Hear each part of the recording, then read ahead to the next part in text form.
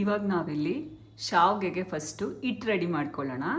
ಅದಕ್ಕೆ ಇವಾಗ stove on ಮಾಡಿಕೊಂಡು ನೀರು ಕುದಿಯೋಕೆ ಇಟ್ಟಿದ್ದೀನಿ. ಎಷ್ಟೆಷ್ಟು ಮೆಜರ್ಮೆಂಟ್ ತೊಗೊಂಡಿದ್ದೀನಿ ಅಂತ ಹೇಳ್ತೀನಿ. ಸ್ವಲ್ಪ ಉಪ್ಪು ಹಾಕೋತೀನಿ. ಸಪ್ಪೆ ಸಪ್ಪೆ ಆಗಬಾರ್ದಲ್ವ ಶಾವ್ಗೆ, ಅದಕ್ಕೆ ಸ್ವಲ್ಪ ರೊಟ್ಟಿಗೆ ಎಷ್ಟು ಹಾಕ್ತಿರೋ ಅಷ್ಟು ಉಪ್ಪು. ಸ್ವಲ್ಪ ಎಣ್ಣೆ ಹಾಕೋತೀನಿ. ಎಣ್ಣೆ ಹಾಕ್ಕೊಂಡ್ರೆ ಶಾವ್ಗೆ ಉದುದ್ರಾಗಿರುತ್ತೆ, ಅಂಟೋದಿಲ್ಲ. ಅಕ್ಕಿ ಹಿಟ್ಟು ಈ ಗ್ಲಾಸಲ್ಲಿ ಅಕ್ಕಿ ಹಿಟ್ಟು 4 ಲೋಟ ತೊಗೊಂಡಿದ್ದೀನಿ. ಸೊ 1/4 ಲೋಟ ಅಷ್ಟು ಮೈದಾ ಹಿಟ್ಟು ತೊಗೊಂಡಿದ್ದೀನಿ. ಅದನ್ನು ಹಾಕ್ಬಿಟ್ಟು ಅಕ್ಕಿ ಹಿಟ್ಟು ಮೈದಾ ಹಿಟ್ಟು ಎಲ್ಲ ಚೆನ್ನಾಗಿ ಮಿಕ್ಸ್ ಆಗೋಂಗೆ ಮಿಕ್ಸ್ ಮಾಡ್ಕೊಂಡ್ಬಿಡೋಣ. ಇದೇ ಲೋಟದಲ್ಲಿ 4 ಲೋಟ ಅಕ್ಕಿ ಹಿಟ್ಟಿಗೆ 5 ಲೋಟ ನೀರು ತೊಗೋಬೇಕು. ಇನ್ನು ಅರ್ಧ ಲೋಟ ಎಕ್ಸ್ಟ್ರಾ ಮೈದಾ ತೊಗೊಂಡಿದ್ನಲ್ಲ, ಅದಕ್ಕೆ 1/4 ಲೋಟ ಎಕ್ಸ್ಟ್ರಾ ನೀರು ಹಾಕ್ಕೊಂಡಿದ್ದೀನಿ. ಟೋಟಲ್ ಯಾವ ಮೆಜರ್ಮೆಂಟಲ್ಲಿ ತೊಗೋಬೇಕು ನೀವು ಅಂದರೆ 1 ಲೋಟ ಅಕ್ಕಿ ಹಿಟ್ಟಿಗೆ 1/4 ಲೋಟ ಅಷ್ಟು ನೀರು ಹಾಕ್ಕೋಬೇಕು. ಆ ಮೆಜರ್ಮೆಂಟಲ್ಲಿ ತೊಗೊಂಡ್ರೆ ಮತ್ತೆ ನೀರು ಹಾಕೊಳ್ಳೋ ಅವಶ್ಯಕತೆ ಇರಲ್ಲ, ಕರೆಕ್ಟಾಗಿ ಬರುತ್ತೆ. ಈಗ ಅಕ್ಕಿ ಹಿಟ್ಟು ಮೈದಾ ಹಿಟ್ಟೆಲ್ಲ ಚೆನ್ನಾಗಿ ಮಿಕ್ಸ್ ಆಗಿದೆ. ನೀರು ಕುದಿಯೋ ಅಷ್ಟರಲ್ಲಿ ಸ್ವೀಟ್ ಮಾಡ್ಕೊಂಬಿಡೋಣ. ಇವಾಗಿಲ್ಲಿ ಒಂದು ದೊಡ್ಡದು ಹೋಳು ತೆಂಗಿನಕಾಯಿ ತುರಿನ ತುರಿದಿಟ್ಕೊಂಡಿದ್ದೀನಿ. ಅದಕ್ಕೆ ಸ್ವೀಟಿಗೆ ಎಷ್ಟು ಬೇಕೋ ಅಷ್ಟು ಬೆಲ್ಲ ಹಾಕ್ಕೊಳ್ಳೋಣ. ನಾನು ಸ್ವಲ್ಪ ಸ್ವೀಟ್ ಜಾಸ್ತಿ ಮಾಡ್ತಾಯಿದ್ದೀನಿ, ಅದಕ್ಕೆ ಬೆಲ್ಲ ಕೂಡ ಜಾಸ್ತಿ ಹಾಕ್ಕೊಂಡಿದ್ದೀನಿ. 3 ಏಲಕ್ಕಿ ಹಾಕ್ಕೊಳ್ಳೋಣ. ಒಂದು ಅರ್ಧ ಗ್ಲಾಸಷ್ಟು ನೀರು ಹಾಕೋತೀನಿ. ನೀರು ಜಾಸ್ತಿ ಏನು ಹಾಕೋದು ಬೇಡ. ಇದನ್ನು ನುಣ್ಣಗೆ ಗ್ರೈಂಡ್ ಮಾಡ್ಕೊಂಬರ್ತೀನಿ. ನೋಡಿ, ನೀರು ಕುದಿಯೋ ಅಷ್ಟರಲ್ಲಿ ಸ್ವೀಟ್ ರೆಡಿ ಆಯಿತು. ಇದನ್ನು ಒಂದು ಬೌಲ್ಗೆ ಎತ್ತಿಟ್ಕೊಂಡ್ಬಿಡೋಣ. ನೋಡಿ, ಇವಾಗ ನೀರು ಕುದಿಯೋಕ್ಕೆ ಸ್ಟಾರ್ಟ್ ಆಗಿದೆ. ನೀರು ಕುದಿಯೋಕ್ಕೆ ಸ್ಟಾರ್ಟ್ ಆದಮೇಲೆ ಇಲ್ಲಿ ಎತ್ತಿಟ್ಕೊಂಡಿರೋ ಹಿಟ್ಟನ್ನೆಲ್ಲ ಕಂಪ್ಲೀಟ್ ಹಾಕೊಂಬಿಡಿ. ಹಾಗೆ ಸ್ವಲ್ಪ ಸಿಮ್ ಮಾಡ್ಕೊತೀನಿ. ಇದನ್ನೆಲ್ಲ ಚೆನ್ನಾಗಿ ಮಿಕ್ಸ್ ಮಾಡ್ಕೊಳ್ಳೋಣ. ಈ ಥರ ಮಾಡಿದ್ರೆ ಶಾವಿಗೆ ತುಂಬ ಉದುದ್ರಾಗಿ ಚೆನ್ನಾಗಿರುತ್ತೆ, ಬಿಡಿ ಬಿಡಿಯಾಗಿ ಬರುತ್ತೆ. ಮುದ್ದೆ ಥರ ಮಾಡಿ ಕೂಡ ಶಾವಿಗೆನ ಮಾಡ್ತಾರೆ, ಆದರೆ ಅದಕ್ಕಿಂತ ಇದು ಚೆನ್ನಾಗಿ ಬರುತ್ತೆ. ಅದು ಸ್ವಲ್ಪ ಅಂಟು ಥರ ಆಗಿಬಿಡುತ್ತೆ. ಅದಕ್ಕೆ ಈ ಮೆಥಡಲ್ಲಿ ಒಂದ್ಸಲ ಮಾಡಿ ಶಾವಿಗೆನ, ತುಂಬಾ ಚೆನ್ನಾಗಿರುತ್ತೆ. ನೋಡಿ, ಈ ಥರ ಮಿಕ್ಸ್ ಮಾಡ್ಕೊಂಬಿಟ್ಟು ಸ್ಟವ್ ಆಫ್ ಮಾಡ್ಕೊಂಬಿಡ್ತೀನಿ. ಬಿಡಬೇಡಿ, ಒಂದು ಪ್ಲೇಟ್ ಮುಚ್ಚಿಟ್ಬಿಡ್ತೀನಿ. ನೋಡಿ, ಹಿಟ್ಟು ಮಾಡಿ ಇಟ್ಕೊಂಡಿದ್ವಲ್ಲ, ಅದನ್ನೊಂದು ಪ್ಲೇಟಿಗೆ ಹಾಕ್ಕೊಳ್ಳೋಣ. ಸ್ವಲ್ಪ ಸುಡ್ತಾ ಇದೆ, ಚೂರು ತಣ್ಣಗಾಗಿ. ಇವಾಗ ಇದನ್ನು ಚೆನ್ನಾಗಿ ನಾದ್ಕೊಳ್ಳೋಣ. ತುಂಬ ತಣ್ಣಗಾಗಕ್ಕೆ ಬಿಡಬೇಡಿ. ತುಂಬ ತಣ್ಣಗಾಗ್ಬಿಟ್ರೆ ಒತ್ತಕ್ಕೆ ಕಷ್ಟ ಆಗಿಬಿಡುತ್ತೆ ಶಾವಿಗೆನ. ಒಂದು ಬೌಲಲ್ಲಿ ನೀರು ಇಟ್ಕೊಂಡಿರ್ತೀನಿ. ಸ್ವಲ್ಪ ಸುಡುತ್ತೆ ಅನಿಸಿದ್ರೆ ನೀರು ಮೇಲೆ ಹಾಕ್ಕೋಬಾರ್ದು, ಜಸ್ಟ್ ಒಂದು ಚೂರು ಕೈ ಹೆಚ್ಕೊಂಡು ಈ ಥರ ಚೆನ್ನಾಗಿ ಅದು ಸಾಫ್ಟಾಗಿ ಬೆಣ್ಣೆ ಥರ ಆಗೋವರೆಗೂ ನಾದ್ಕೋಬೇಕು. ನೋಡಿ, ಈ ಥರ ಇಷ್ಟು ಸಾಫ್ಟಾಗಿ ಎಲ್ಲ ಹೊಂದ್ಕೊಳ್ಳೋವರೆಗೂ ಇದನ್ನು ಚೆನ್ನಾಗಿ ನಾದ್ಕೊಂಡಿದ್ದೀನಿ. ಇದನ್ನು ಈ ಥರ ಉಂಡೆ ಉಂಡೆ ಮಾಡಿಕೊಂಡು ಎತ್ತಿಟ್ಕೊತೀನಿ. ಇವಾಗ ಹಿಟ್ಟು ನಾದ್ಕೊಂಡಿದ್ದಾಗಿದೆ. ಶಾವಿಗೆ ಒತ್ತೋಣ ಬನ್ನಿ. ಇದನ್ನು ಈ ಥರ ಕಾಲಲ್ಲಿ ಟೈಟಾಗಿ ಇಟ್ಕೋಬೇಕು, ಅವಾಗ ಗ್ರಿಪ್ ಸಿಗುತ್ತೆ ನಮಗೆ ಒತ್ತಕ್ಕೆ.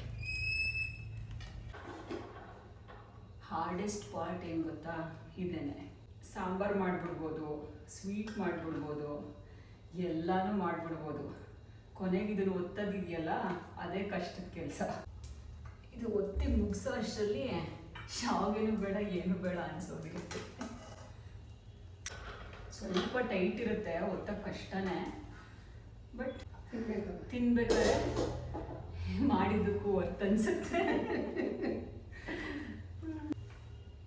ಬಾಯಿ ರುಚಿಗೋಸ್ಕರ ಇಷ್ಟೆಲ್ಲ ಕಷ್ಟಪಡಬೇಕು. ಇದು ಸಣ್ಣ ಅಲ್ಲ, ಅದಕ್ಕಿಂತ ಸಣ್ಣ ಇದೆ ಅಲ್ಲ ಇದು?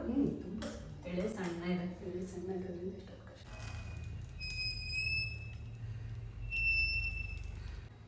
ತಿನ್ನುವಾಗ ಸಕ್ಕದಾಗಿದೆ ಅನ್ಸುತ್ತೆ, ಬಟ್ ಒತ್ತುವಾಗ ಹಳೆ ಕಾಲದವ್ರು ಹೇಳಿರೋದು ಗಾದೆ ನೆನಪಾಗುತ್ತೆ. ಸಂಗತಿ ಶಾವಿಗೆಗಿಂತ ಪರಿಮಳದ ಎಂಥದ್ದು ರಾಗಿ ಮುದ್ದೆ ಲೇಸು ಅಂತ. ಒಂದು ಕಡೆ ನೀರು ಕುದಿಯೋಕೆ ಇಟ್ಟಿದ್ದೀನಿ. ಇದು ಆಲ್ರೆಡಿ ಕುದಿಯೋಕ್ಕೆ ಸ್ಟಾರ್ಟ್ ಆಗಿದೆ. ನೀರು ಕುದಿಯೋಕ್ಕೆ ಸ್ಟಾರ್ಟ್ ಆದಮೇಲೆ ಇದನ್ನೆಲ್ಲ ಇಡ್ಲಿ ಸ್ಟ್ಯಾಂಡಿಗೆ ಜೋಡಿಸ್ಕೊಂಡ್ಬಿಡೋಣ.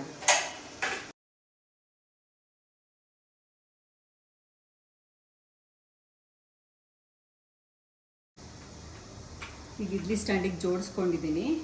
ಇವಾಗ ಇದನ್ನು ಇಡ್ಲಿ ಥರ 10 ಮಿನಿಟ್ಸ್ ಹಬೆನಲ್ಲಿ ಬೇಯಿಸ್ಕೊಳ್ಳೋಣ.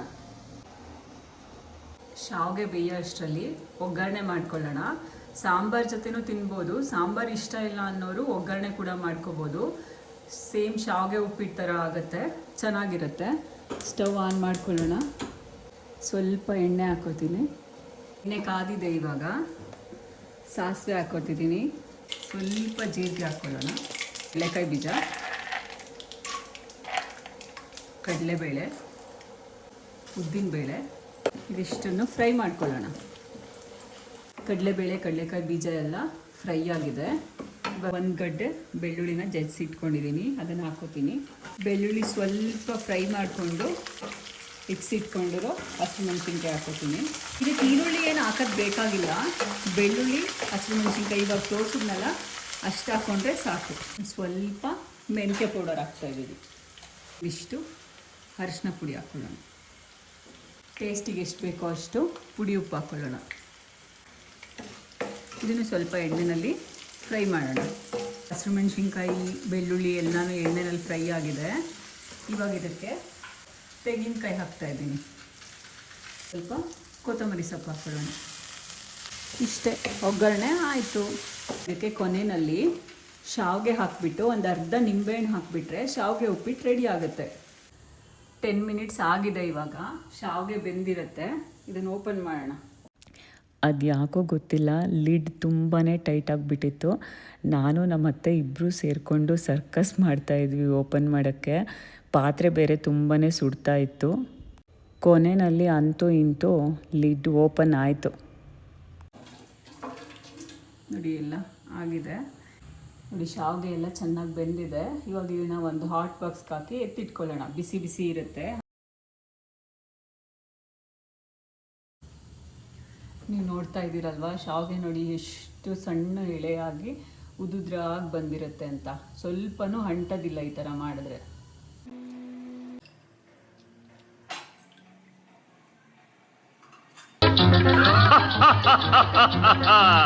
ವಿವಾಹ ಭೋಜನಂಬು. ಭರ್ಜರಿ ಊಟ ರೆಡಿ ಆಗಿದೆ. ಬನ್ನಿ ಟೇಸ್ಟ್ ಮಾಡೋಣ. ನನಗಂತೂ ಶಾವಿಗೆ ಅಂದರೆ ತುಂಬಾ ಇಷ್ಟ. ಸ್ವೀಟ್ ಟೇಸ್ಟ್ ಮಾಡೋಣ.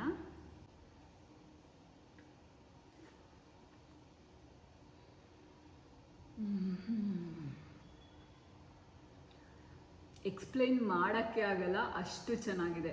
ಇವಾಗ ಇಸ್ಕಿದವರೆಕಾಳು ಜೊತೆ ಟೇಸ್ಟ್ ಮಾಡ್ತೀನಿ ಶಾವಿಗೆನ. ಮೇಲೆ ಸ್ವಲ್ಪ ತುಪ್ಪ ಹಾಕ್ಕೋಬೇಕು, ಸಕ್ಕತ್ತಾಗಿರುತ್ತೆ. ಟೇಸ್ಟ್ ಮಾಡೋಣ.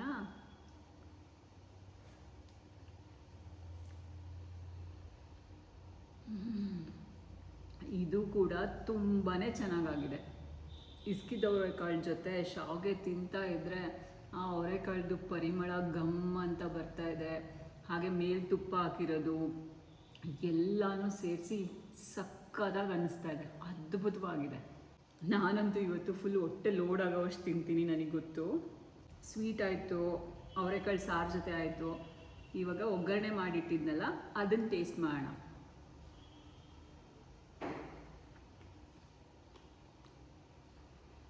ಬೆಳ್ಳುಳ್ಳಿದು ಆ ಲೆಮನ್ ಫ್ಲೇವರು ಎಲ್ಲನೂ ಎಷ್ಟು ಚೆನ್ನಾಗಿ ಅನ್ನಿಸ್ತಿದೆ ಅಂದರೆ ತುಂಬಾ ಚೆನ್ನಾಗಿ ಅನ್ನಿಸ್ತಿದೆ. ನೀವು ಒಂದ್ಸಲ ಟ್ರೈ ಮಾಡಿ. ಇವಾಗ ಶಾವಿಗೆ ಒತ್ತಿ ಫುಲ್ ಸುಸ್ತಾಗಿ ಹೋಗ್ಬಿಟ್ಟಿದ್ದೀನಿ. ಹೊಟ್ಟೆ ತುಂಬ ಹಸಿತಿದೆ. ನಾನಿದೆಲ್ಲ ಪ್ಲೇಟ್ ಫುಲ್ ಖಾಲಿ ಮಾಡಬೇಕು. ನೆಕ್ಸ್ಟ್ ವ್ಲಾಗಲ್ಲಿ ಇನ್ನೊಂದು ಸ್ಪೆಷಲ್ ರೆಸಿಪಿಯೊಂದಿಗೆ ನಿಮಗೆ ಸಿಗ್ತೀನಿ. ಬಾಯ್.